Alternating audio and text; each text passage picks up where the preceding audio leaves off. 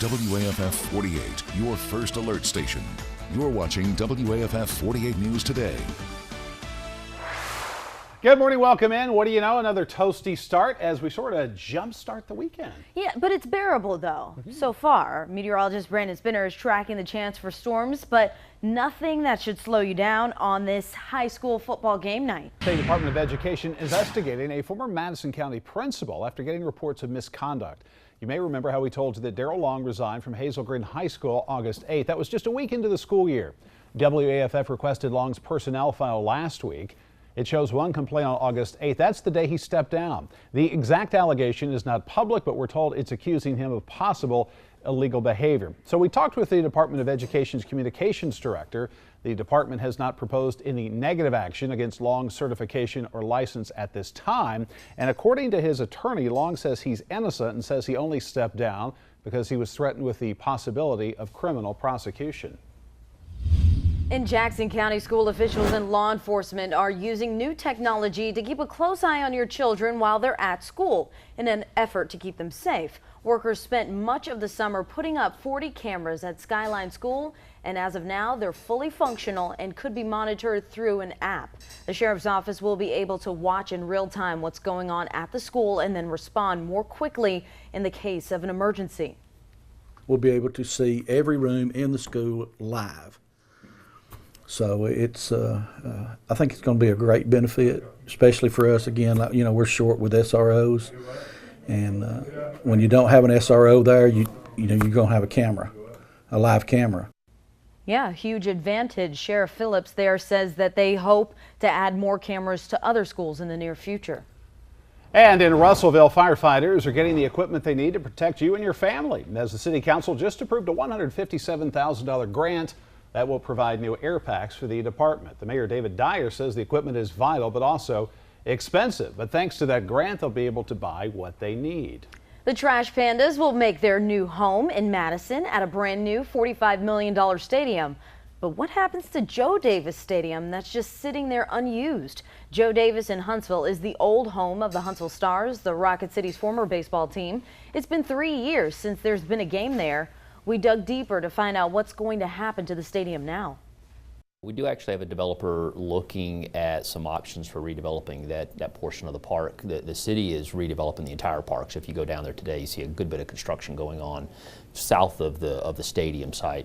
Ultimately, I think that the stadium site does serve some sort of recreational sports kind of venues, but it wouldn't include the stadium. The stadium just is not something that can be repaired. It really needs to go. City leaders say they don't have a timeline on when work at that site would start. We got double coverage again. Ryan for Jones, and no! Couldn't stand. Close but no cigar for the Falcons. Breaking news overnight, the Eagles soar and take home a win in the first game of the NFL season, beating the Falcons 18-12 last night in Philadelphia. And a game you watched right here on WAFF 48. Eagles coach Doug Peterson says he's thanking the defense for this victory, plus a trick play when Philly actually completed a pass to their quarterback, Nick Foles. There it is right there. For the first time, the Eagles opened the season as the Super Bowl champions. Did you stay up and watch? I caught a little bit of it, okay. But same result for Falcons fans. All right. Next time you go to a game or a show in downtown Birmingham, a heads up for you this morning, you may have to take a different route to get there. It's one of the most popular exits leading to the heart of downtown that many of you have used is now closed for good. AlDOT shut down the 22nd Street exit from Interstate 2059 last night. That was around 8 o'clock, and many people not happy about this. 22nd Street leads to several areas that you frequent, including the BJCC and the courthouse. The change is happening because of Birmingham's ongoing bridge project.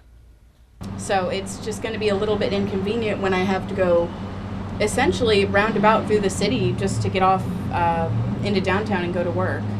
She'll have to change her driving habits. AlDOT is replacing the bridges on 2059, and officials say the traffic is twice the amount those bridges were meant to handle. Drivers now will have to use the 17th Street North exit.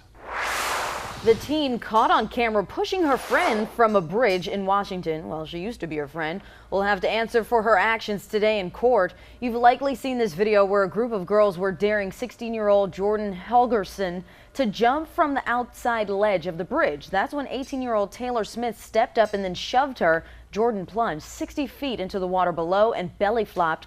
She was lucky to survive the fall, but did suffer 6 broken ribs, a punctured lung, and air bubbles in her chest. Smith will face a judge today on 1 count of reckless endangerment.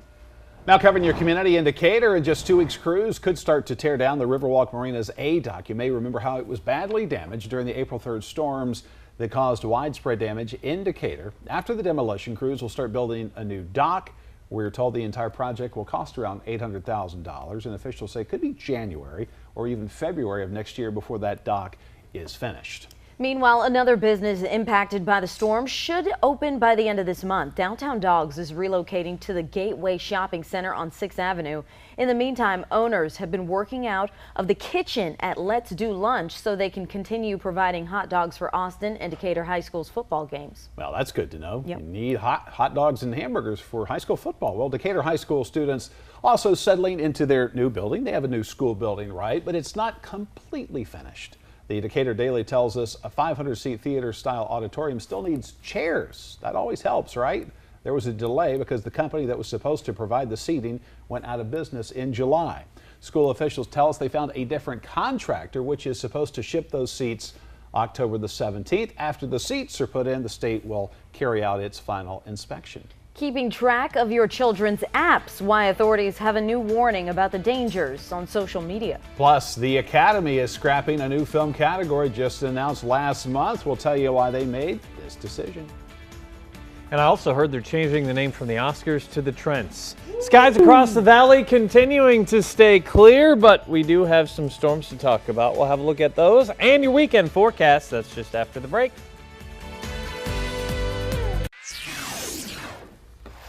So we've arrived at Friday. Who's happy about that? Doing a little happy dance, arms in the air. Like you don't Friday. Like you do care. Don't know why it took so long. My goodness, this has been a long week. It's one of those weeks. Tell me about it. Yeah. So if folks are planning to go to high school football or just be out and about this evening, still warm out there. Yep. You don't have to bundle up. Instead, you may need no need for that jacket today. Yes. You'll probably need a couple bottles of water, especially if the games start before 7 o'clock, because it's going to be hot. Time right now, 4:44, focusing on a serious subject right now. Suicide is one of those subjects that is not always addressed at schools, but in Morgan County, school leaders are taking steps to change that. They're teaching students how to prevent suicide and identify any classmates who might be at risk. School leaders hoping by opening up a conversation, students will then understand that help is indeed available. We don't talk about it very much, even when it happens. We're a little bit apprehensive about discussing how that happened and why that happened. And consequently, we all struggle with providing support to our friends, to our families, and to our students. But again, they're trying to change that. So the first part of the program happening right now in Morgan County schools. School guidance counselors are being trained to share helpful information with students and also teach them coping mechanisms. Meantime, another app is being used for good on the University of Alabama campus as 2 former Bama students created this app to better connect students with tutors. The Tutor app, T-U-T-R, became available last week. Lauren Sanders and Josh Mickler, the creators, wanted to come up with a way for students to get the help they need with qualified tutors who have extra free time. So far, the response, it's positive. So we thought, well, how can we mix the two? How can we find a way where they can access tutors quickly, easily, and safely? And we thought, well, what if we made it like Uber? So there you go. And the app is free. It can be downloaded in the iTunes Store and also on Google Play. The Madison County Kitchen Cop sure busy this week. 111 inspections. That's a lot of inspections from Harvest to Hampton Cove and everywhere in between. Here is what they found. The 2 lowest scores in the county this week are both in Madison. We start with the Hardee's on Wall Triana. Inspectors say they couldn't find any time stamps on the food, meaning they had no idea how old some of the vegetables were. There were also problems with some employees seen out washing hands after touching dirty items like phones. The report also noted residue in the ice machine. Those problems have now been fixed, but the score will stand until the next inspection, a 76. The other low score this week comes from the China Grill Buffet on Madison Boulevard. They only get 1 point higher than Hardee's with a 77. Inspectors say there were multiple things, all held at the wrong temperature. Crab, chicken, shrimp, and sausage, just to name a few. The mop sink was not installed correctly, which inspectors say could have caused a backup and flood. Let's take a look, though, at this week's top performers. We have 3 great food trucks with stellar scores. The Piled High Grill gets a 98. Meanwhile, Wheelie's Cafe and Beast Mode both earn a 99. For the brick and mortar shops, the Little Diner on Jordan Lane brings home a 98. So does Wish You Were Beer on Highway 72 in Madison. And the top score, Leroy's Chicken and Fish on Highway 53 with a 99. All right, well, you only have a few days left to weigh in on the Rocket City's music scene as it stands right now. The city wants your feedback on what you like, what you don't like, and what they need to improve upon. It's a part of the Rocket City's Music Ecosystem Survey. It takes a look at how music impacts the economy and the quality of life here in Huntsville. We're not experts in the music industry. We're not going to be. This kind of helps fill in some of those gaps, and it can help us identify what are things that the city could do to support growing a greater music industry in the Huntsville and North Alabama area. I like it. You can submit your entries until 11:59 p.m. on Monday. We have a link up on the WAFF 48 News app right now where you can do that. And for those of you who were excited about that new popular film category at the Oscars, well, some bad news this morning. The Academy has nixed that idea. They have said no more, even though it really never started. They announced the new category last month. It was met with immediate backlash. Some support too, though. The issue is not only the question of what constitutes a popular movie, how would you define it, but how the category could derail certain nominees. For example, Marvel's Black Panther was at the center of this issue. Many people feel the movie is a legitimate contender for Best Picture, and they were worried that it would be snubbed and given a Best Popular Film award instead, sort of as a, well, we'll give you this. Yeah. Honorable mention. Right, right. Billy. All right, here's a look at what's trending for you on this finally Friday morning. Yeah, we aren't the only ones who enjoy a good baseball game. Man's best friend does too. Right. Every summer in Seattle, the Mariners host a Bark in the Park event where fans can, of course, bring their canines with them. Aw, Dash the Golden Retriever was living it up at the ballpark Thursday night with his owner Andy. With his baseball cap on and a hot dog in his mouth, he posed for selfies. It looks like they both had a great time. So far, the video has gotten over 10,000 shares on Facebook. Major's not standing still for any kind of hat on his head. The dog is so well behaved. I know. All right, well, sequel season is over in the theaters. Labor Day weekend marks the final curtain call for Hollywood's blockbuster movie period. Yeah, the final box office totals higher than last year's what they were calling a bummer of a summer. Led by the usual assortment of superhero sequels and spinoffs, we have Raphael Seth this morning taking a look back at the best and the worst of the summer films in our box office review.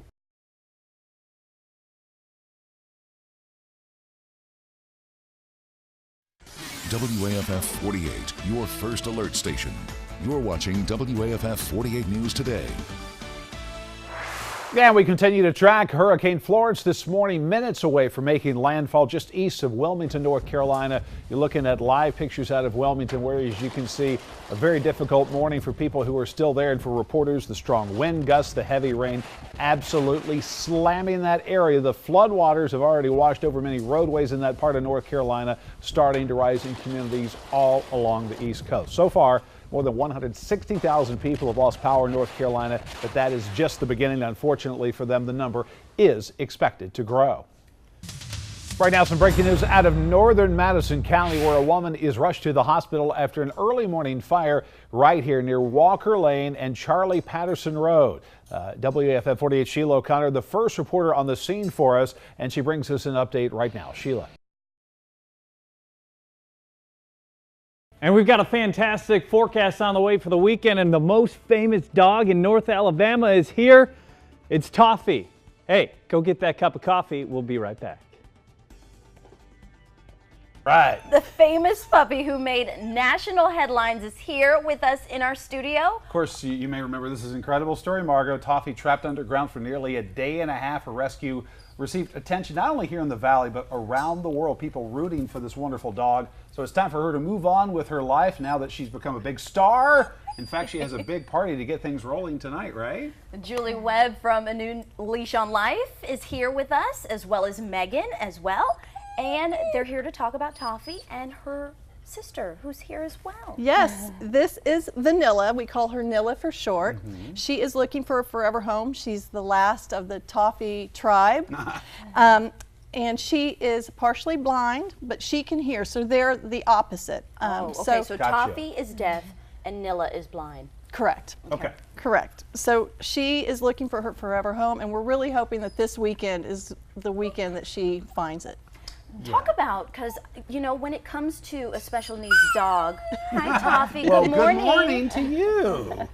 It takes more out of a family to take that on, right? It does, and it takes the dog that we hope that they will have an older sibling. And so the older sibling has to have some patience too. And I know Megan knows firsthand how Toffee's doing and what it takes. So yeah, so your family actually adopted Toffee. Yes, they did, and they have my first dog, Max, my 12-year-old golden retriever that my dad stole from me when I went to college, and so he's doing great with her. He's so patient. He lets her climb all over him and snuggle up on him. So he's doing great with her, and she is loving him. So obviously an incredible ordeal that we all watched play out. People were captivated all over TV and social media. Such a happy ending that Toffee survived. How is she? She looks like she's doing great. Yeah, ready to play. Doing great. Yes, she is a spunky, rambunctious little girl, and it is a lot of work taking care of her, but it's such a joy to have her.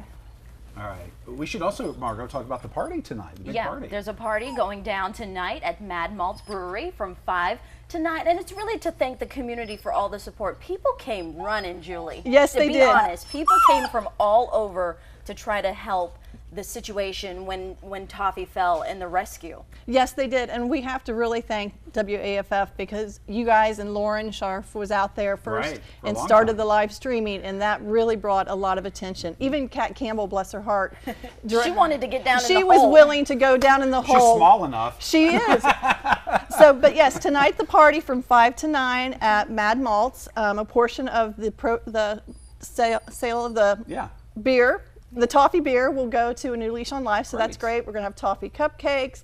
We're going to have a lot of the rescuers, and we're going to really thank the folks who came out and helped us. It's going to be a big party to really celebrate the community. And if they want to adopt Nilla, how does that? Yes, so Nilla will actually be at the event tonight too. And if they would like to adopt her, just contact us at pets@anewleash.org and fill out an application, and we'll get you a meet and greet. And she will also be at Zoom tomorrow. We're doing an event at Zoom Big tour. cycling. Yeah. Awesome. All right, well, good. Thank you, ladies, for coming Thank you. and bringing these cute puppies. They smell so good, too. Yeah. I just want to squeeze them. We're big dog lovers, so we're blessed to have you here. Have a great weekend, and we hope the party is a wonderful success. I'm sure it will be. Thank you so much. Oh, you're so welcome. All right, Branda, let's check in with you, buddy. Let's see what's trending for you on this Friday morning. Well, we've heard people say it time and time again that Chick-fil-A has the best workers and the best service. Yeah, you agree? Yeah, you do hear that. Well, the service is fantastic. I mean, it's my pleasure. I'll just say that right now, right? Now, a Baton Rouge comedian's Facebook Live video is going viral. It's all about her passionate praise of all things Chick-fil-A. Take a listen. Let me tell you something. I don't know what military base these people trained at, but I'm not mad at them. I was in the line 3.5 seconds. That was to order, pay, and get my food, baby. I don't understand why I go to Popeyes and I got to wait on hot chicken when all you sell is chicken. McDonald's don't ever have nothing working, and don't let me get started on Burger King. I'm about to eat with gratification. I didn't mind paying for that. I didn't even mind. Swipe my card, Chick-fil-A. These fries is hot. Smoke coming off of them. Look at that. Crunchy. I'm satisfied. I don't even need them more. Oh my God. And every one of them like that. Not just one. You can't have it your way. It's the holy grail of fast food. The smoke coming off the fries. I hear you, girl. The video has gotten over 4 million views on Facebook and nearly 100,000 shares. I'm sure we're going to get a whole lot more because it's true. You know what? She has a point. Everything is always broken at McDonald's. Every time I want a McFlurry, machine is broken. I think that's how many people are in the Chick-fil-A parking lot spilling out on the Highway 72 They're too. always smiling. I mean, they got it down, you know? They do. I don't know how it works with all the people standing outside, but they got it down. Yeah, and they got a nice little plug this morning. Here is your question of the day. Margot, can you be bought? Excuse me? How much money would it take for you to let KFC name your baby? Oh, no, there's no money. No. The fried chicken chain actually is celebrating the 128th birthday of its founder, Colonel Sanders, by trying to bring his name back. Harlan David Sanders. That's his full name. So the name Harlan, not very popular anymore, ranking number 3,257 on the U.S. Social Security Administration's list of common baby names. Harlan. Yes, Harlan. It's not a bad name, though. Right. For this reason, KFC is offering a grand prize of $11,000 for the first person to name their baby Harlan on September the 9th. That is the Colonel's birthday. I love the gimmicks out of KFC. $11,000 is in honor of the restaurant's 11 herbs and spices. The money will go towards the child's college education. So there's the catch. That's a cool part of it. Entries for the contest are open, though they can't be fully submitted until after your baby is born. So to enter the contest or read more, we have a link up on the WAFF 48 News app right now. That's interesting. Harlan, who's up for it? Yeah. Why are they naming me Harlan? I guess you'll find out. We'll be right back.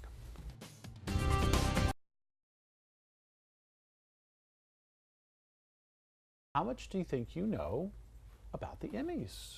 Not much, but we'll try. Yeah. So we're going to put ourselves to the test here. First question.